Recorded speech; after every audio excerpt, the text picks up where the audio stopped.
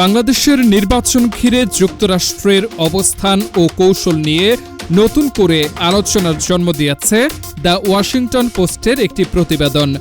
বৃহস্পতিবার প্রভাবশালী মার্কিন এই দৈনিকটি US seeks to be friends with Bangladesh's once banned Islamist party শিরোনামে একটি দীর্ঘ রিপোর্ট প্রকাশ করে, যা দেশি বিদেশি রাজনৈতিক অঙ্গনে ব্যাপক চাঞ্চল্য সৃষ্টি করেছে।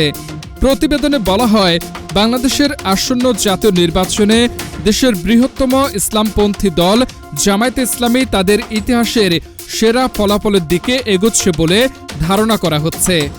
এমন প্রেক্ষাপটে দলটির সঙ্গে সম্পর্ক জোরদারের পরিকল্পনা করছেন যুক্তরাষ্ট্রের কূটনীতিকরা।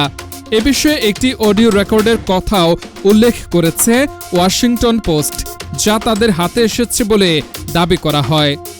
রিপোর্টে স্মরণ করিয়ে দেওয়া হয়, বাংলাদেশের ইতিহাসে একাধিকবার নিষিদ্ধ হয়েছে জামায়াতে ইসলামী।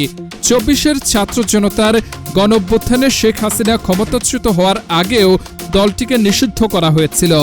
অতীতে জামায়াত শরিয়া আইন অনুযায়ী রাষ্ট্র পরিচালনার পক্ষে এবং নারীদের সন্তান লালন পালনে সহায়তার যুক্তিতে কর্মঘণ্টা কমানোর মতো প্রস্তাব দিয়েছিল।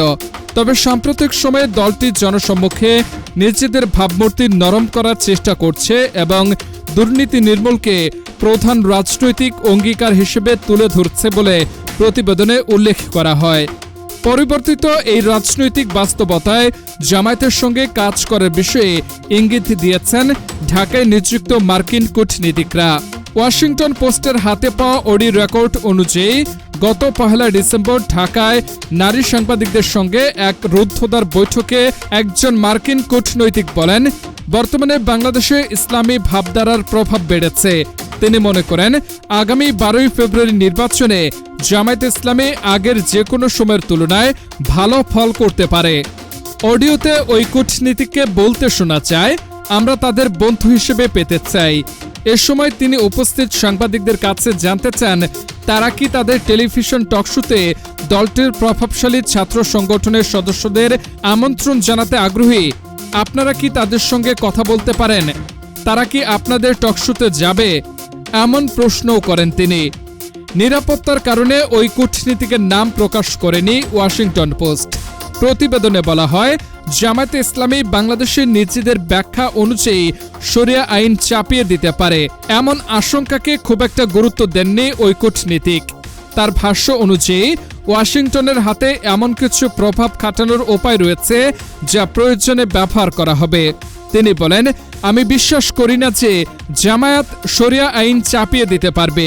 একই সঙ্গে তিনি উল্লেখ করেন, দলটির নেতারা যদি উদ্বেগজনক কোনো পদক্ষেপ নেন, তবে পরদিনই যুক্তরাষ্ট্র তাদের ওপর শতভাগ ট্যারিফ বা বাণিজ্য শুল্ক আরোপ করতে পারে।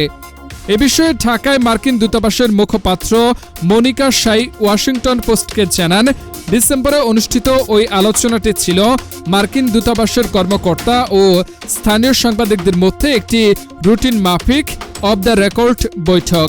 তিনি আরও বলেন, বৈঠকে একাধিক রাজনৈতিক দল নিয়ে আলোচনা হয়েছে।